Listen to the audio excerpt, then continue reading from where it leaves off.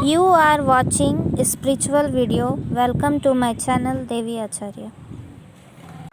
एक बार एक ऋषि ने सोचा कि लोग गंगा में पाप धोने जाते हैं, तो इसका मतलब ये हुआ कि सारे पाप गंगा में समा गए और गंगा भी पापी हो गई। अब ये जानने के लिए ऋषि ने तपस्या की कि पाप कहाँ जाता है। तपस्या करने के फल स्वरूप देवता प्रकट हुए, तो ऋषि ने पूछा कि भगवान, जो पाप गंगा में धोया जाता है वो पाप कहाँ जाता है। भगवान ने कहा कि चलो गंगा जी से ही पूछते हैं। दोनों गंगा जी के पास गए और कहा, हे गंगे, जो लोग आपके यहाँ पाप धोते हैं तो उनके सारे पाप आप में समा गए, इसका मतलब आप भी पापी हुई। गंगा जी ने कहा, मैं क्यों पापी हुई? मैं तो सारे पापों को ले जाकर समुद्र को अर्पित कर देती हूँ। अब वे लोग समुद्र के पास गए और समुद्र से पूछा, हे सागर, गंगा मनुष्यों के सारे पाप आपको अर्पित कर देती है, इसका मतलब आप भी पापी हुए। समुद्र ने कहा, मैं क्यों पापी हुआ? मैं तो सारे पापों को लेकर भाप बनाकर बादल बना देता हूं। अब वे बादल के पास गए और कहा, हे बादलों, समुद्र जो पापों की भाप बनाकर बादल बना देते हैं, इसका मतलब आप पापी हुए। बादलों ने कहा, मैं क्यों पापी हुआ? मैं तो सारे पापों को वापस पानी बरसाकर धरती पर भेज देता हूं, जिससे अन्न उपजता है, जिसे मानव खाता है।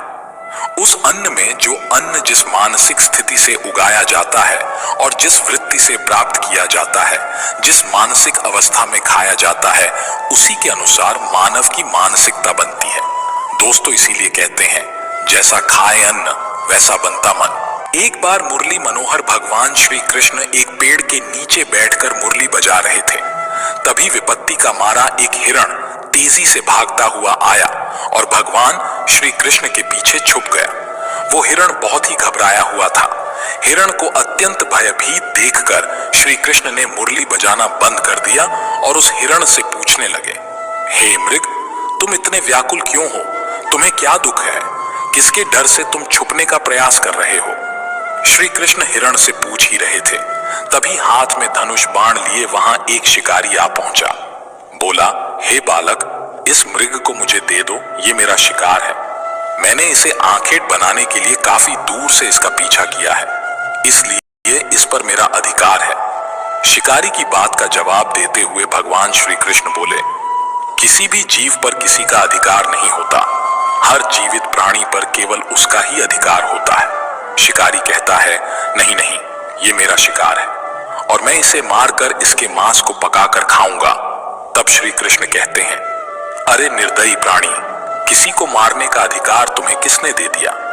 ये अधिकार तो उसको भी प्राप्त नहीं होता जिसने उसे जन्म दिया है। किसी भी जीव को मारना पापों की श्रेणी में आता है। क्या तुम धर्म को नहीं मानते? तब शिकारी कहता है, हे मनमोहक बालक, मैं तेरे जितना ज्ञानी तो नहीं हूं, पर इतना जानता हूं कि मांस का भोजन करना पाप नहीं है। जीवों को मारकर मैं उन्हें त्रय योनि से आजाद करता हूं। फिर आपको क्या आपत्ति है? वैसे भी इन्हें कोई ना कोई मारकर खा ही जाएगा। अगर जीव हत्या पाप है तो राजा लोग इन्हें मारने का शौक क्यों रखते हैं? शिकारी की बात सुनकर श्री कृष्ण समझ गए कि इसकी बुद्धि हिंसा करते करते, मांस खाते खाते मंद पड़ गई है। इसकी बुद्धि उचित अनुचित का निर्णय करने के काबिल नहीं है। तब भगवान श्री कृष्ण उसे कहानी सुनाते हैं कि हे व्याध, इस कहानी को ध्यान से सुन कि लोग मांस क्यों खाते हैं और इसे खाना पाप है या पुण्य। मगध देश में एक बार भयंकर अकाल पड़ गया था। लोगों की फसलें नष्ट हो चुकी थीं। चारों तरफ भूखमरी फैल गई थी। वहां के जो राजा थे, उन्हें इस बात की बहुत चिंता हुई कि लोगों की इस भूख की समस्या का समाधान कैसे निकाला जाए। उन्होंने एक सभा लगाई और सभासदों से पूछा कि लोगों को भोजन देने के लिए सबसे सस्ती वस्तु क्या रहेगी। राजा की बात सुनकर सारे सभासद सोच में पड़ गए कि इसका क्या उत्तर दिया जाए। गेहूं, चावल, आलू उगाने में तो बहुत मेहनत लगती है। उस सभा में एक मांस खाने वाला व्यक्ति बैठा था। उसने राजा को सुझाव दिया कि भूखमरी का संकट दूर करने के लिए मांस से सस्ता कोई विकल्प नहीं है। इसमें धन का भी खर्च नहीं आएगा और श्रम अधिक नहीं करना पड़ेगा और हमारा भोजन भी बन जाएगा। सभा में बैठे अन्य लोगों ने भी इस बात में हाँ मिला दी, लेकिन वहां के जो प्रधानमंत्री थे, उन्हें यह प्रस्ताव पसंद नहीं आया। वे चुपचाप बैठे रहे। राजा ने पूछा, प्रधानमंत्री जी, आप चुप कैसे बैठे हो? आपकी क्या राय है इस विषय में? तब मंत्री जी ने कहा, महाराज, मेरे हिसाब से मांस सस्ता विकल्प नहीं है। इस विषय पर मैं अपनी राय आपको कल दूंगा। रात होने पर प्रधानमंत्री उसी शख्स के घर पहुंच गए जिसने मांस खाने का प्रस्ताव दिया था। अचानक मंत्री को अपने घर आया देख वो घबरा गया। सोचने लगा, जरूर कोई अनहोनी हुई है। मंत्री जी ने उस व्यक्ति से कहा, भाई, रात को ही महाराज की तबीयत बहुत खराब हो गई है। उन्हें किसी गहरी बीमारी ने घेर लिया है। राजवैद्य ने कहा है कि राजा साहब को अगर किसी बहादुर और हष्ट पुष्ट इंसान का थोड़ा सा मांस मिल जाए तो वे ठीक हो सकते हैं। आप महाराज के बहुत विश्वास पात्र हैं, इसीलिए मैं आपके पास आया हूं। आप राजा को बचाने के लिए जरूर अपने शरीर से थोड़ा सा मांस निकाल के दे सकते हैं। राजा साहब को भी यही उम्मीद है कि आप इस काम के लिए इनकार नहीं करेंगे। आप इसके बदले में जितना धन चाहे ले पर थोड़ा सा मांस दे दें। लाओ, मैं तलवार से तुम्हारे शरीर से थोड़ा सा मांस निकाले लेता हूं। मंत्री की ये बात सुनकर वो आदमी सन्न रह गया। उसके चेहरे का रंग उड़ गया। वो भागता हुआ गया और अपने घर में से 1,00,000 स्वर्ण मुद्राएं लाकर मंत्री जी को दे दी और बोला, माफ करना, मैं अपने शरीर का मांस नहीं दे सकता। इसके बदले में आप ये धन ले जाइए और किसी और को ये धन देकर मांस खरीद लीजिए। मंत्री जी बोले, नहीं भाई, राजा ने विशेष रूप से आपका ही मांस लाने को कहा है, क्योंकि आप बहुत तंदुरुस्त हैं। थोड़े से मांस में आपका कुछ नहीं बिगड़ेगा, पर राजा साहब की जान बच जाएगी। इसके लिए मैं राजा से बोलकर कोई पद भी दिलवा दूंगा। कृपया आप देरी ना करें, थोड़ा सा मांस निकाल कर दे दें। वो शख्स मंत्री जी के पैरों में गिरकर कहने लगा, मंत्री जी, मुझे माफ कर दो। इसके बदले में आपको अपना सब कुछ देने को तैयार हूं, पर मैं अपने शरीर को काटकर मांस नहीं दे सकता। इतना कहकर वो वहां से भागने लगा। मंत्री जी बोले, आप भाग जाओगे पर आपका परिवार तो यहीं रह जाएगा। उसने कहा, मंत्री जी, अपने प्राणों से बढ़कर कुछ नहीं है। जब मैं ही नहीं रहूंगा तो परिवार का क्या करूंगा? तब मंत्री जी बोले, आपको यहां से जाने की जरूरत नहीं है। तुम्हें नहीं देना है तो मत दो, मैं किसी और के पास चला जाता हूं। इतना कहकर मंत्री जी उससे 1,00,000 स्वर्ण मुद्राएं लेकर चले गए। अब उसकी जान में जान आई और इस प्रकार प्रधानमंत्री एक एक करके सभी मंत्रियों के घर गए। सबसे थोड़े से मांस का आग्रह किया, पर सबने अपनी तिजोरियां से, किसी ने 1,00,000, किसी ने 2,00,000, किसी ने 10,00,000 रुपए तो दे दिए, पर अपने शरीर का मांस नहीं दिया। मंत्री जी इन पैसों को लेकर अपने घर चले आए। वो रकम करोड़ों में इकट्ठी हो चुकी थी। अगले दिन सारे मंत्री सुबह सुबह ही राजा के पास पहुंच गए कि देखें राजा साहब अब स्वस्थ है या नहीं। उधर प्रधानमंत्री जी उन सारे पैसों को लेकर राजा के पास पहुंचे और उन पैसों को राजा के सामने रख दिया। राजा ने पूछा, मंत्री जी, इतने पैसे किस लिए लाए हो? तब मंत्री जी ने पूरी कहानी सुनाई। महाराज, मैंने झूठ मूठ का एक नाटक किया था। मैंने उन समस्त मंत्रियों से कहा था कि राजा साहब की तबीयत बहुत खराब है, यदि उन्हें थोड़ा सा मनुष्य का मांस मिल जाए तो वे ठीक हो सकते हैं। महाराज, सारे मंत्रियों ने मुझे इतने पैसे तो दे दिए, पर आपके उपचार के लिए अपने शरीर का थोड़ा सा मांस नहीं दिया। कल लोकसभा में मांस का भोजन बहुत सस्ता बता रहे थे। अब आप ही सोचिए कि जीवित प्राणी का मांस कितना सस्ता है और कितना महंगा। थोड़े से मांस के लिए करोड़ों रुपए देकर उन्होंने मांस देने से इनकार कर दिया। मंत्री जी की बात राजा को अच्छी तरह से समझ में आ चुकी थी। फिर भगवान श्री कृष्ण ने शिकारी को समझाया कि देखो, अपना शरीर सबको प्रिय होता है, चाहे वो मनुष्य हो या कोई पशु। सबके मांस की उतनी ही कीमत होती है। सबके प्राण उतने ही मूल्यवान होते हैं जितने कि आपके, इसलिए किसी के शरीर को कष्ट नहीं पहुंचाना चाहिए। मनुष्य के जब अपने प्राणों पर आ बनती है तब तो उसे अपना शरीर बहुत प्रिय लगता है, पर दूसरे जीवों को मारने में वो एक पल भी नहीं लगाता, क्योंकि वो दर्दनाक पीड़ा उसे नहीं, पशु को होती है। उन्होंने शिकारी से कहा, जिस दिन वो पीड़ा आपको होगी उस दिन मांस की कीमत समझ आ जाएगी। ईश्वर उन सब की मानसिकता को बदलें जो जीव हिंसा करते हैं। उन्हें इस बात का एहसास कराएं कि जीव हिंसा मनुष्यों के समान ही अपराध है। छोटे से लेकर बड़े जीवों को भी परमात्मा ने जीने का अधिकार दिया है। उनका जीवन व्यर्थ नष्ट ना करें। अपने थोड़े से आनंद के लिए, थोड़े से स्वाद के लिए उनका जीवन ना लें। सबको उतना ही कष्ट होता है जितना कि आपको। दोस्तों, किसी गांव की बात है। उस गांव ऋषि, अब मैं तुम्हें भोजन के नियम बताता हूं, आप इसे ध्यान से सुनिए। भोजन शुरू करने से पहले थोड़ा सा अन्न भूमि पर रखना चाहिए ताकि देवता, पशु, पक्षी, सर्प, दैत्य तथा प्रेत पिशाच जो अपने कर्म बंधन से बंधे हुए हैं, उन सभी को अन्न की प्राप्ति हो।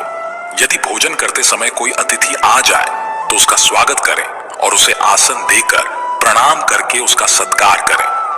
फिर उसे श्रद्धा पूर्वक भोजन कराकर विदा करें, क्योंकि जिसके घर से अतिथि निराश होकर लौट जाता है, उसे वो अपने पाप देकर उसके शुभ कर्मों को ले जाता है। श्री कृष्ण कहते हैं, मनुष्य को पिता के घर में रहने वाली विवाहित कन्या, दुखिया और गर्भ धारण की हुई स्त्री तथा वृद्ध को भोजन कराने के बाद ही भोजन करना चाहिए। इन सभी को भोजन कराए बिना जो स्वयं भोजन ग्रहण करता है, उसका भोजन पापमय बन जाता है। ऐसा व्यक्ति नरक में ही जाता है जो स्नान किए बिना ही भोजन करता है। उसका भोजन मल भक्षण के समान हो जाता है। जो बालक एवं वृद्ध आदि के हिस्से का भोजन करता है, उसका भोजन विष्ठा के समान हो जाता है। और जो बिना दान किए ही भोजन ग्रहण करता है, उसका भोजन विष के समान बन जाता है। मनुष्य को कभी भी दुराचारी व्यक्ति द्वारा दिया गया अथवा दूसरों द्वारा अपमानित करके दिया गया भोजन कभी भी ग्रहण नहीं करना चाहिए। मनुष्य को चाहिए कि परोसे हुए भोजन का अग्रभाग अग्नि को देकर ही भोजन करना चाहिए। भोजन को एकाग्रचित होकर करना चाहिए। प्रथम मीठा, फिर लवण और खट्टा और अंत में कटु एवं तीखे पदार्थों का सेवन करें। प्रथम 3 निवाले मौन होकर ग्रहण करने चाहिए। ऐसा करने से व्यक्ति के सभी पाप कर्म तुरंत नष्ट हो जाते हैं और भगवान की कृपा से उसे जीवन भर कभी अन्न की कमी महसूस नहीं होगी। श्री कृष्ण कहते हैं, पूर्व दिशा में बैठकर भोजन करने से व्यक्ति रोगों से और मानसिक तनाव से मुक्त हो जाता है। बीमार बुजुर्गों को पूर्व की ओर मुख करके भोजन अवश्य करना चाहिए। इससे उनके स्वास्थ्य में सुधार होता है, क्योंकि पूर्व दिशा उगते हुए सूर्य की दिशा है और सूर्य देव बल, आरोग्य तथा दीर्घायु प्रदान करते हैं। विद्या की अभिलाषा रखने वाले मनुष्य को उत्तर दिशा की ओर मुंह करके भोजन करना चाहिए। ये दिशा देवी सरस्वती की दिशा है। ध्यान रहे, दक्षिण दिशा की ओर मुख करके भोजन ना की दिशा होती है। इस दिशा में मुख करके भोजन करने से आयु कम होती है। टूटे फूटे बर्तनों में भोजन नहीं करना चाहिए, यह दुर्भाग्य को निमंत्रण देता है। भोजन हमेशा स्वच्छ थाली में ही करना चाहिए। गंदी थाली में भोजन करने से जीवन में दुर्भाग्य आता है। एकादशी के दिन तामसिक अन्न का सेवन न करें। जो मनुष्य एकादशी के दिन तामसिक अन्न अर्थात मांस का सेवन करता है, लक्ष्मी उसे छोड़कर चली जाती है। भोजन का अपव्यय करना अनर्थ माना गया है, इसलिए थाली में जितना आवश्यक हो उतना ही भोजन लें। अगर कोई व्यक्ति साथ में भोजन कर रहा हो तो उसका भोजन समाप्त होने तक उठकर नहीं जाना चाहिए। इससे पितृदेव नाराज हो जाते हैं। भोजन के बाद थाली में हाथ धोना अनुचित माना गया है। थाली में हाथ धोने से अन्न का अपमान होता है। भोजन के बाद थाली में हाथ धोने वाले लोग नीच योनि में जन्म लेते हैं। सबसे महत्वपूर्ण बात ध्यान रहे कि व्यक्ति को बिस्तर पर बैठकर कतई भोजन नहीं करना चाहिए। ऐसा करने से व्यक्ति कई प्रकार के रोगों से ग्रसित हो सकता है। भोजन केवल जमीन पर आसन बिछाकर उस पर बैठकर ही करना चाहिए। भोजन करते समय दिशाओं का ध्यान रखना बहुत ही आवश्यक होता है। यदि गलत दिशा में बैठकर अथवा गलत दिशा में मुख करके भोजन करने से व्यक्ति को उसके अनिष्ट कारक परिणाम प्राप्त होते हैं। भगवान श्री कृष्ण कहते हैं, जिस भोजन के ऊपर से कोई पैर रखकर चला गया हो अथवा कोई व्यक्ति भोजन को लांघ कर गया हो तो ऐसे भोजन को कभी खाना नहीं चाहिए। ऐसा भोजन अशुद्ध हो जाता है। ऐसे भोजन को पशुओं को खिला देना चाहिए। दूसरों के द्वारा लांघा गया भोजन खाने से मनुष्य की आयु कम हो जाती है और उसके शरीर में भिन्न भिन्न प्रकार के रोग उत्पन्न होते हैं। यदि भोजन में बाल निकल आता है तो ऐसा भोजन त्याज हो जाता है। यदि अन्न में बाल निकलता है तो उसे ईश्वर को कभी प्रसाद के रूप में नहीं चढ़ाना चाहिए और ना ही स्वयं खाना चाहिए। ऐसा भोजन प्रेतों को प्राप्त हो जाता है। श्री कृष्ण कहते हैं, मनुष्य को दूसरों के लिए परोसा हुआ भोजन भी नहीं खाना चाहिए। जो मनुष्य दूसरों का भोजन छीन के खाता है अथवा किसी को बिना दिए ही स्वयं उस अन्न का उपभोग करता है, उससे देवी अन्नपूर्णा रुष्ट हो जाती है। भोजन सभी में बांटकर खाना चाहिए। दूसरों के हिस्से का भोजन करने से मनुष्य के पुण्य कर्म नष्ट हो जाते हैं। पवित्र आसन पर बैठकर अपने पैरों को भूमि पर रखकर पूर्व की ओर सूर्याभिमुख होकर अन्न ग्रहण करना ही सर्वोत्तम माना गया है। पूर्वाभिमुख होकर भोजन करने से यश की प्राप्ति होती है और उत्तर की ओर मुख करके भोजन करने से सत्य की प्राप्ति होती है। दोनों हाथ, दोनों पैर तथा मुख को पानी से धोकर ही भोजन करना चाहिए। भोजन के पात्र को भूमि पर रखकर अन्न ग्रहण करना ही सर्वश्रेष्ठ माना गया है। शास्त्रों में इस प्रकार के भोजन को उपवास के समान बताया गया है। मनुष्य को क्रोध रहित होकर भोजन करना चाहिए। क्रोध की अवस्था में भोजन करने से भोजन का अपमान होता है और कई व्याधियां उत्पन्न होती हैं। यदि चित्त कहीं और हो तब भी भोजन नहीं करना चाहिए और गुस्से से भरे मन से भी भोजन करना अशुभ होता है। ठीक मध्य रात्रि में ठीक मध्याह्न होने पर भी भोजन करना अशुभ माना गया है। यदि पेट खराब हो तब भी भोजन नहीं करना चाहिए। गीले वस्त्र पहन करके भी भोजन करना अशुभ होता है। दूसरों के लिए परोसा गया भोजन भी कभी नहीं करना चाहिए। सोते हुए खड़े होकर टूटे फूटे पात्र में भूमि पर रखकर अथवा हाथ पर रखकर भोजन ग्रहण करने से दरिद्रता आती है। भोजन करते समय वेदों का उच्चारण नहीं करना चाहिए। केवल एक वस्त्र पहनकर भी भोजन करना अनुचित होता है अथवा नग्न अवस्था में भोजन ग्रहण करना अशुभ होता है। इससे जीवन में दुर्भाग्य आता है। शैया पर बैठकर भोजन करने से व्यक्ति की आयु कम हो जाती है।